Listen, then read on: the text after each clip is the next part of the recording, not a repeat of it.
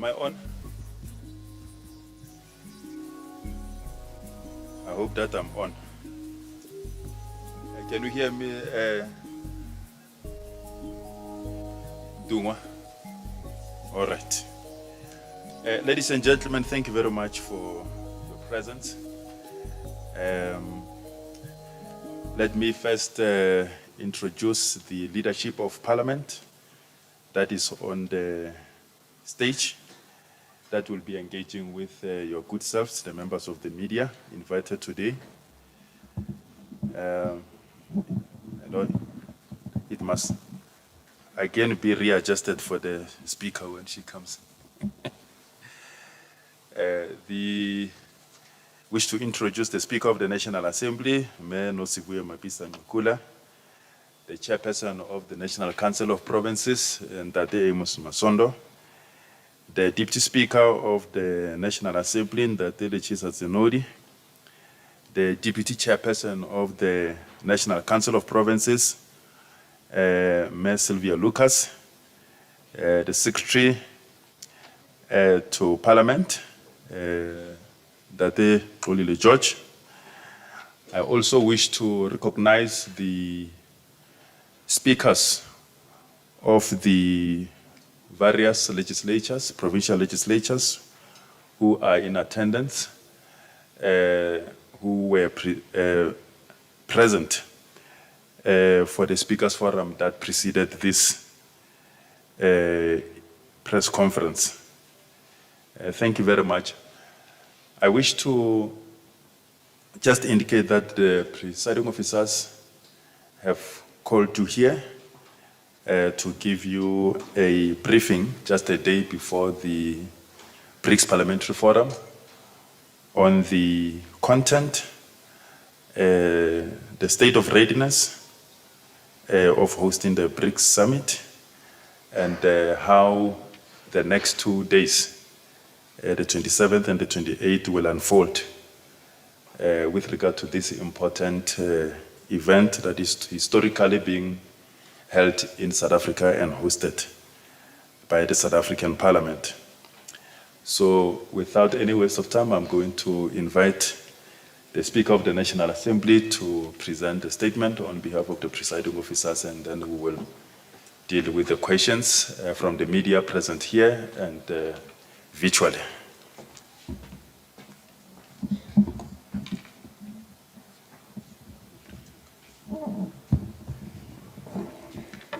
Thank you very much, Mr. Muloto, Program Director.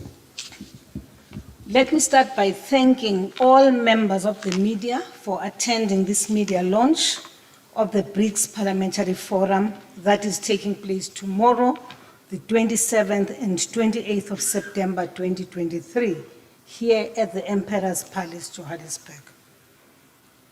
Before we go into the briefing, allow us, on behalf of Parliament, to extend our deepest condolences to the Mandela family and the entire nation on the sad passing of a remarkable activist and granddaughter of Nelson Mandela and Winnie Madikizela Mandela, Zoleka Mandela. Her passing yesterday, a day before the birthday of her beloved grandmother, Winnie Madikizela Mandela, is a poignant reminder of the interwoven legacies representing a family's enduring commitment to justice, equality, and freedom. Zoleka was not only the granddaughter of the two iconic figures in South Africa's history, but also a passionate advocate for change in her own right. As a writer, activist, and survivor, she fearlessly shared her personal battles, including her struggles with addiction and her courageous fight against breast cancer. Her willingness to speak openly about her challenges inspired many and showcased the strength that ran through her veins. Today, then, as we remember her, we also pay tribute to her grandmother, Winnie Madikizela Mandela, who played a pivotal role in the liberation and service to South Africa. Her influence on Zoleka's life, both as a grandmother and as a source of inspiration, continued to shape the trajectory of her granddaughter's activism and served as a testament to the enduring power of family bonds and the indomitable spirit of those who fight for justice. In this moment of profound loss, let us come together as a nation and honor Zoleka Mandela's memory, reflect on the indomitable spirit of her family. Our thoughts and prayers are with the Mandela family during this difficult time. May both Zoleka, her mother, Zinzi, and Winnie Madikizela Mandela, the grandmother, rest in eternal peace. Honorable ladies and gentlemen, our purpose is to introduce you to the purpose of BRICS Parliamentary Forum. This is a structure made up of leaders of legislative organs of BRICS, namely Brazil, Russia, China, India, South Africa. It is a symbol of cooperation and proof of our shared commitment to strengthening diplomatic ties and fostering cooperation in many fronts. The primary purpose of the BRICS Parliamentary Forum Assembly is to reinforce and cultivate relationships at the highest levels of parliamentary chambers, committees, and groups of parliamentarians. Through inter-parliamentary exchanges and expert consultations, it aims to enhance cooperation and increase collective impact. The theme of our assembly this year is harnessing multilateralism and parliamentary diplomacy to deepen BRICS and Africa partnership for accelerated implementation of the Africa Trade-Free Agreement. The 9th BRICS Parliamentary Forum's Assembly current theme is consistent with the recent Heads of State Summit held in Johannesburg last month. South Africa was the BRICS chair that hosted the 15th Heads of State Summit. Parliament has the dual role of facilitating meaningful interactions, promoting economic prosperity, and advancing strategic partnerships that transcend borders. Our focus on the alignment of the theme demonstrates our steadfast dedication to promoting a more inclusive, integrated, and prosperous Africa. This theme also highlights the significance of Africa in South Africa's foreign policy, emphasizing the interconnectedness of our national interests with Africa's stability, unity, and prosperity. The BRICS nations have a valuable opportunity to lead in promoting change and shaping a new global order while preserving multilateralism as the foundation for international relations. Parliaments, which consists of representatives from diverse political parties and ideologies, work on behalf of their country's citizens.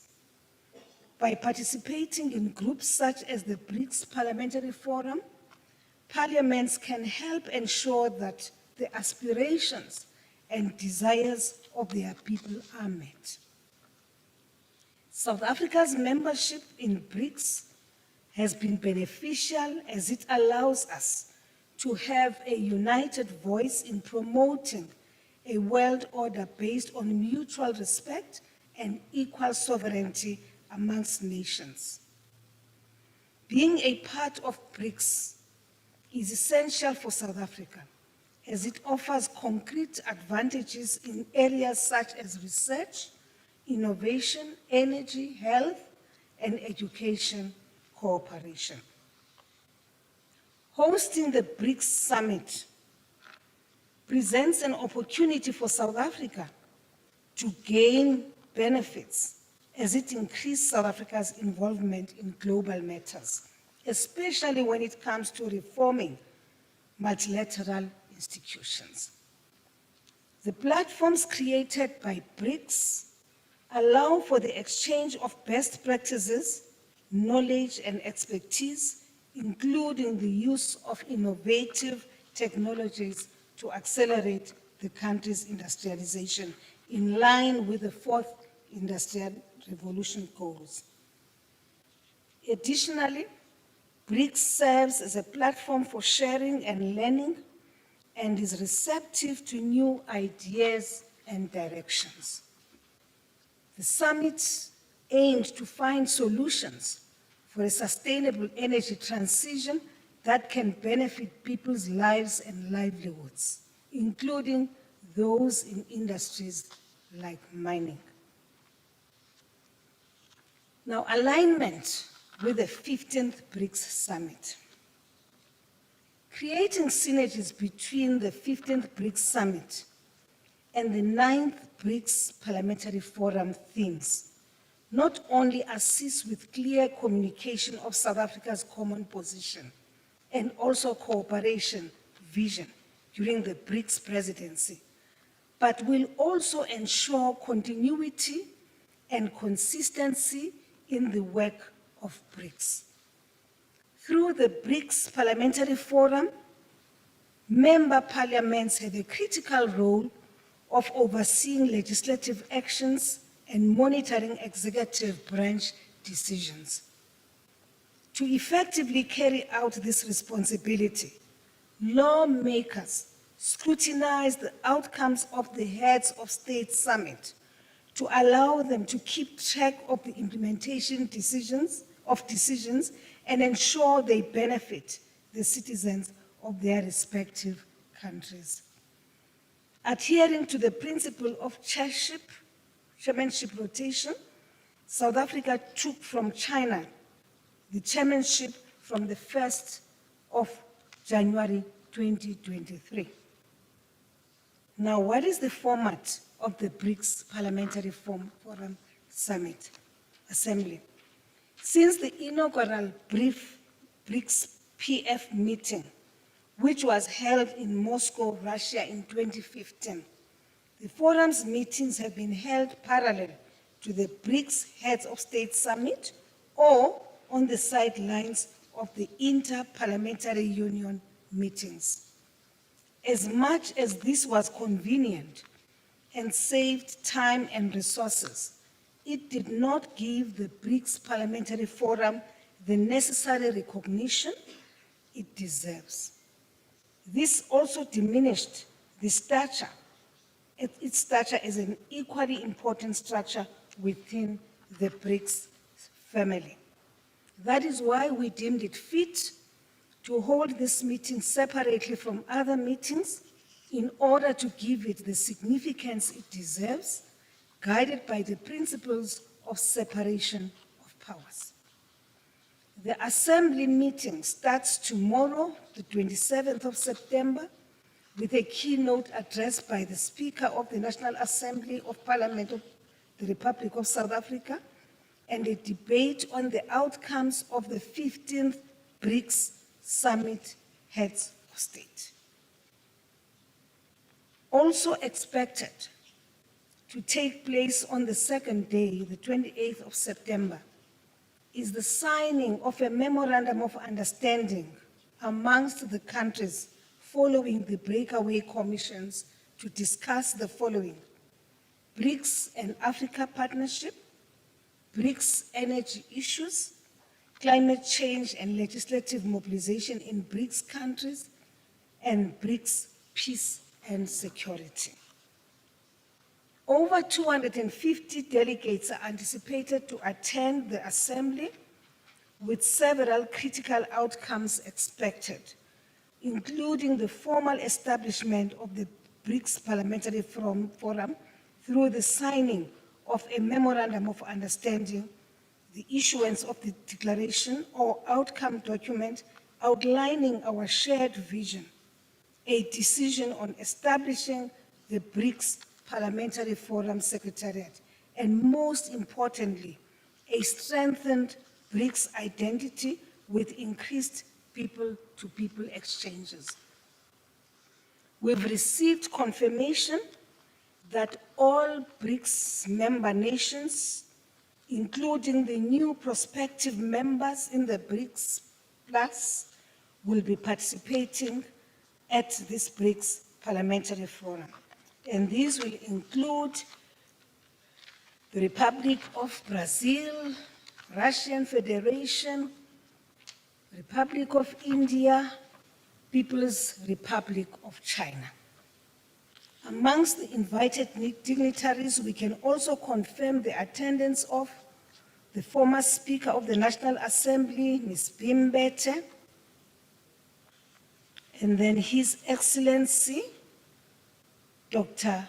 Ali Gebali, Speaker of the Egyptian House of Representatives, His Excellency, Mr. Mohammed Baga, President of Majlis Shorai Islami of the Islamic Republic of Iran, Honorable Esperantia Francisco Nuane Baez, Speaker of the National Assembly, Parliament of Mozambique, the Honorable Professor Peter Kachavivi, MP, Speaker of the National Assembly, Parliament of Namibia, His Excellency Gobash, Speaker of Majlis Watani Ittihadi of the United Arab Emirates, and Councillor Ntabiseng Chivenga, the Speaker of the City of Ekurhuleni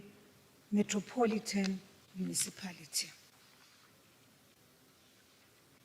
Public participation is an essential part of the business of Parliament, and South Africans will be able to follow the proceedings live on a wide range of media platforms, including Parliament's own multimedia and television platforms, as well as mainstream media. We have received over 120 requests for accreditation from members of the media who are interested in covering the BRICS Parliamentary Forum. Media personnel are encouraged to collect their accreditation tags at the Southern Sun OR Tambo International Airport grounds, Jones Road, Johannesburg. As of course, no tags will be handed out tomorrow at the Emperor's Palace during the event. We would like to thank the city of Ekurhuleni for hosting us and welcoming us to their beautiful city. We say thank you, Councillor Ntabiseng Chivenga, for ukusivulela amasango. We wish to have a productive and successful meeting. I thank you.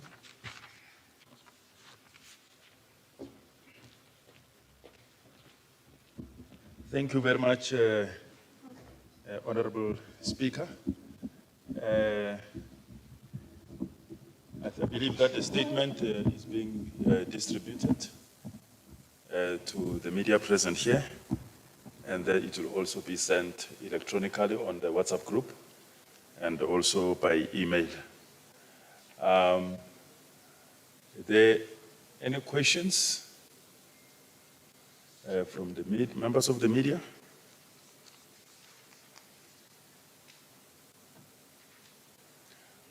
Sophie, please pass the roving mic.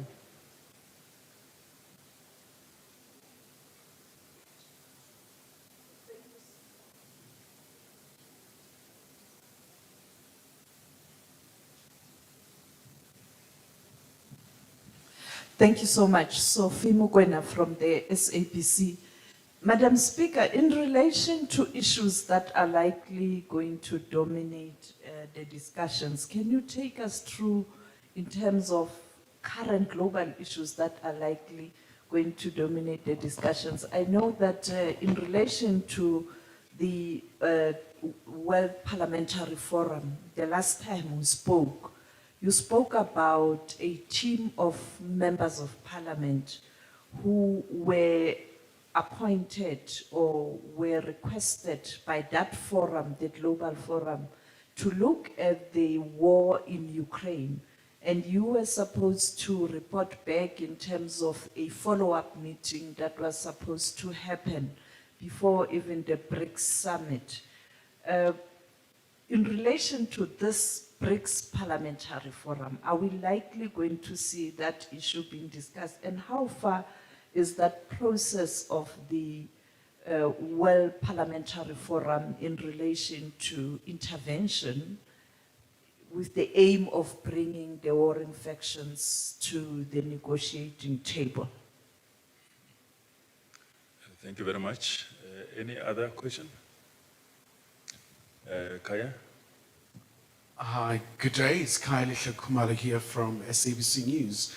Maybe just to get a sense from you, Madam Speaker, the role of Parliament, like you said, with the outcomes of the 15th BRICS Summit.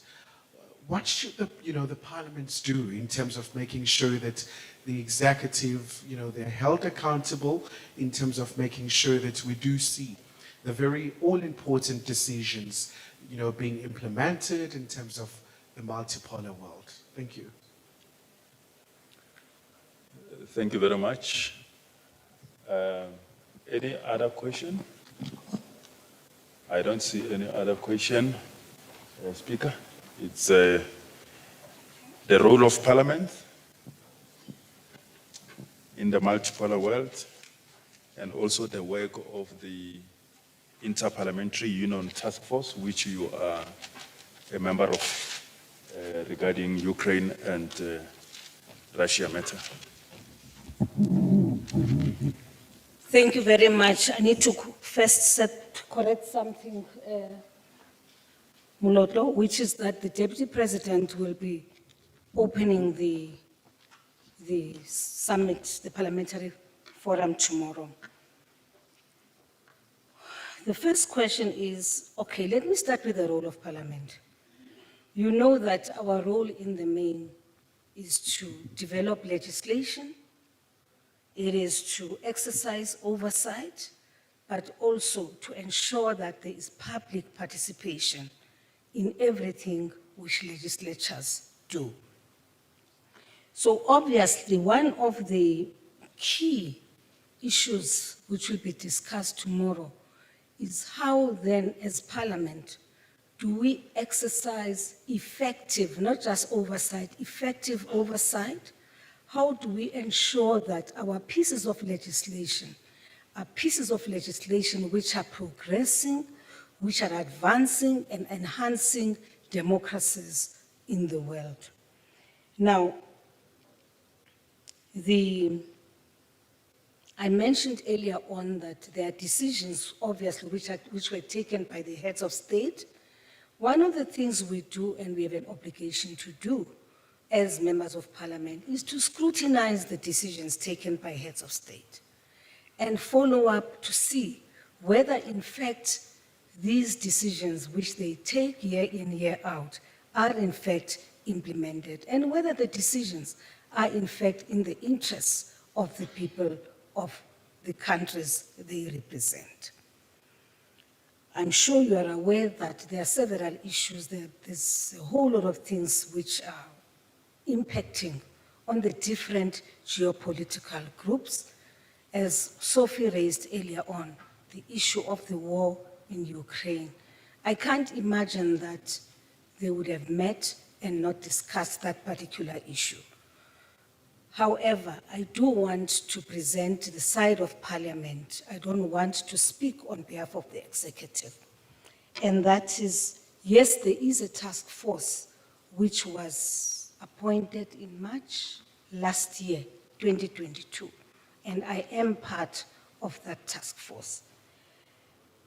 Now, the task force has had, you may not, yes, hear reports about the work of the task force, precisely because of the sensitivity of the issues which we have been dealing with. Firstly, we've had to sit several meetings to strategize on what it is that we want to communicate to the members of parliament. Remember, ours is to deal in the main with members of the two parliaments. We believe that if we are to narrow the gap between the two parliaments and assist the members of parliament to get to a point where they are able to influence their governments, I think we shall have succeeded. Decisions of going to war will always be taken by governments, heads of state in particular. They will deploy the soldiers. However, they equally have an obligation to report to their legislatures, to the members of parliament, about one, the expenditure, two, the forces on the ground, in other words, the boots, the numbers in terms of boots on the ground in those countries. But also they have an obligation to report whether in fact they are making efforts to find a resolution of that conflict. So our task as this team has been to engage with the two groups, the Ukrainian parliament and the Russian. And I must say we've done that. I can safely say we are at, who are the people who are helping, the 14th meeting, the last one, which was the 14th. We meet on a regular basis. Our next meeting will be in 2 weeks' time before we go to the IPU in Angola. Of course, most of the meetings are on a virtual platform. But what you will find interesting is this, that this task force has been to Ukraine. This task force has been to Russia. We spent 2 days in Ukraine, we spent 2 days in Russia, and we spent a day in Poland. Why Poland? Because when you are on your way to Ukraine, there is no way, the only way to get there will be to go via Poland. So it was important for us to get an understanding from the Polish members of parliament as to what their perspective is of what is happening and what they suggest we should do. I can assure you that all members of parliament who are part of the IPU, the interest is to make sure that the two parliaments talk. Because we believe once they talk, they'll be able to influence their governments. Because war never solves a problem. But not only that, of course, as you know, colleagues, you do have generally in the world warmongers.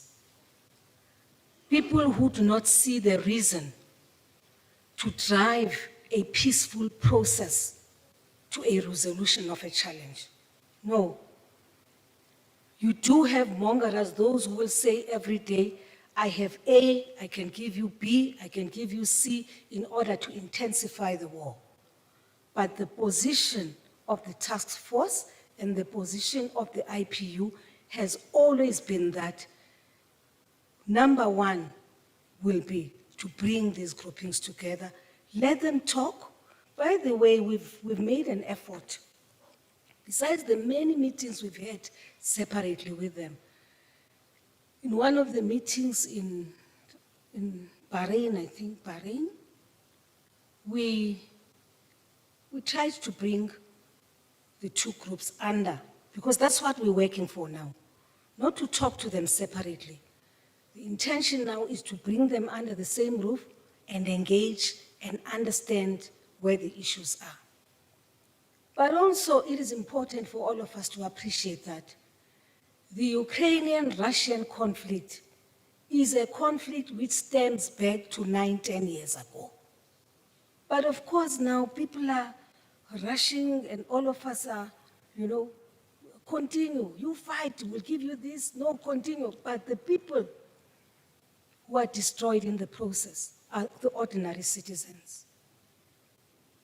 We saw the damage which we saw in both countries. We were shown pictures. We visited some of the areas which are affected by these big attacks on both sides. We saw people who are affected, who are in wheelchairs, who are maimed, who have no legs and so on, who have no limbs, in both countries. And of course, our view is a very strong one, which is that the world needs an intervention to stop the war in Ukraine, between Ukraine and Russia. And I must say that we were very happy when the heads of state from the continent, led by our president, took the initiative to move. And our decision, and make an intervention, and our decision as a task force was that, let's see how it goes, and that we will rally around them and give them all the necessary support they need. But not just the support. Remember, when you do this kind of work, there will be bits and pieces of information which you gather, some of which they may not be privy to. So ours is to provide them with information, but also for them to have an appreciation of who are the powerful forces in those countries, including members of parliament, who should be engaged in order for the two countries to find a solution to their conflict.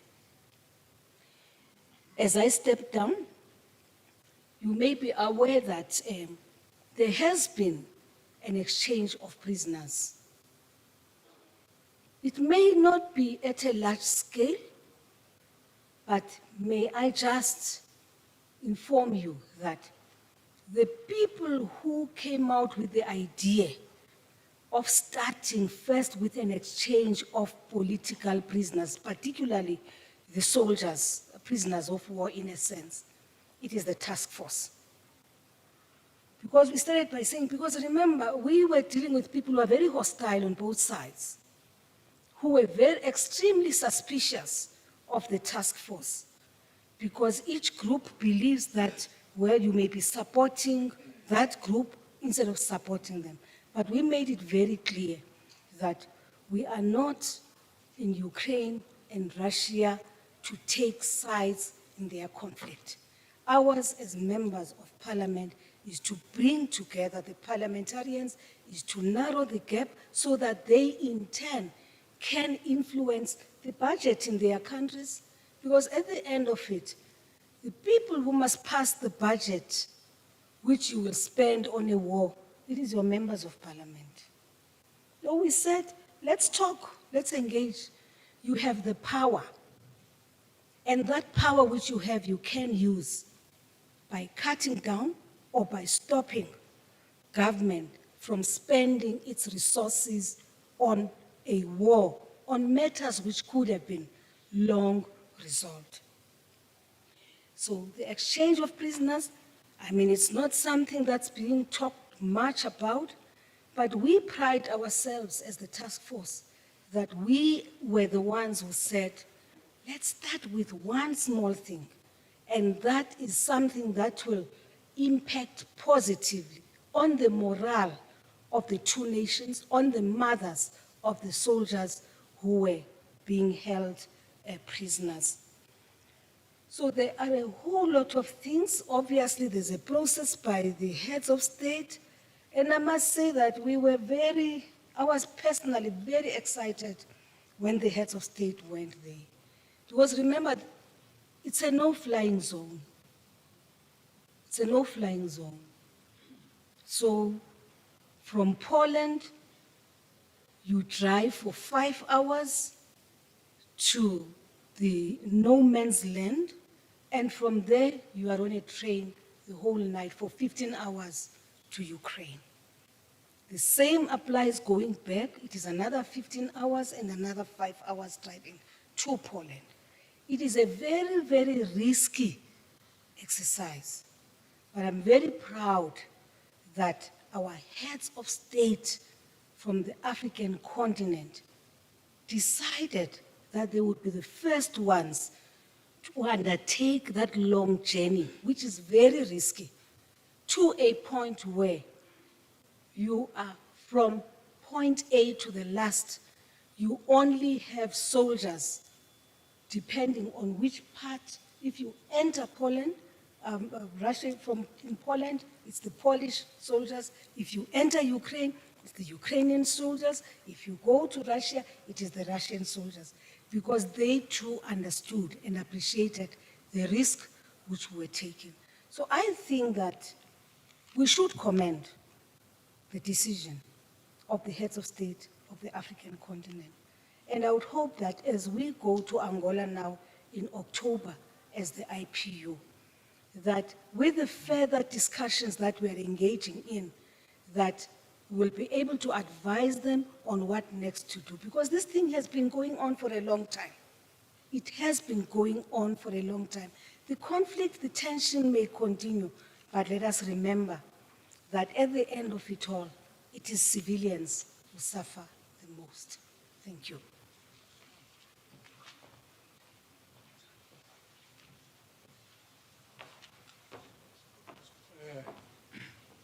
Thank you very much, Madam Speaker, for bringing clarity to an important global question. I am rising to say that the conference as called, Madam Speaker referred to this, is for BRICS members of Parliament. Let me start here. We can't allow it to be the squeaky wheel that gets the oil. All the wheels must get the oil so that the machinery operates appropriately, as a result of which members of Parliament will be focusing on discussing BRICS and the Africa Partnership.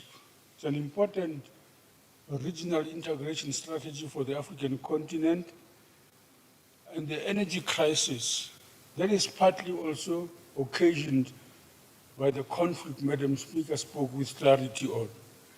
And thirdly, the legislative mobilization in African countries to combat climate crisis. Its impact are all over us. In our own country, the floods, the fires are part of the climate impact.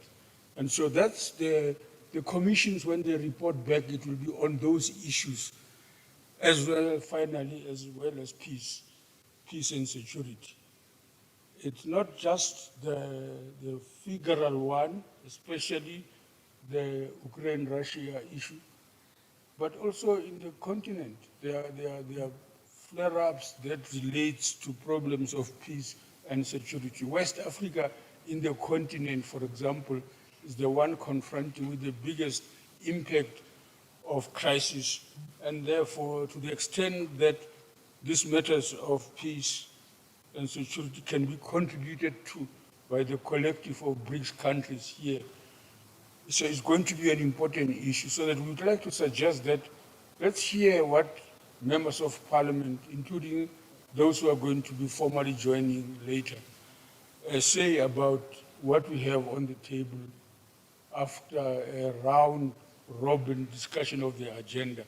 That's going to be the focus of the presentations. Like I said, it can't be the squeaky wheel only that gets the oil. Thank you very much, Madam Speaker. Thank you very much, Chairperson. Thank you very much, Madam Speaker, Deputy Speaker. I would like to safely assume that there's no further questions from the media. So let me thank you, the members of the media, for joining and for availing yourself for this invitation to this media briefing. And also thank those who have joined virtually, who are following the proceedings through other multimedia platforms. Just to emphasize that the venue of the plenary of the BRICS Parliamentary Forum is here where we are. So tomorrow when you come, just know that this is a place where most of the business will be taking place. The plenary will be open to the media.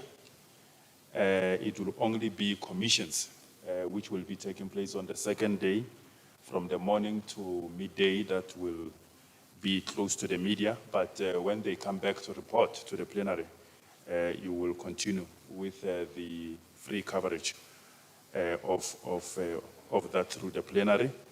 The accreditation for the media, as we have indicated, opened yesterday and continues today and will also continue tomorrow during the course of the morning. Thank you very much. Let me thank the Speaker of the National Assembly, the Chairperson of the NCOP, the Deputy Speaker of the National Assembly, the Deputy Chairperson of the NCOP, the Secretary to Parliament, and also, of course, thank you, the Speaker of the Northern Cape, who is also in attendance, Mayor Newsrain Cluster, and as well as the Deputy Speaker of the Eastern Cape, and the Lord Koboshian.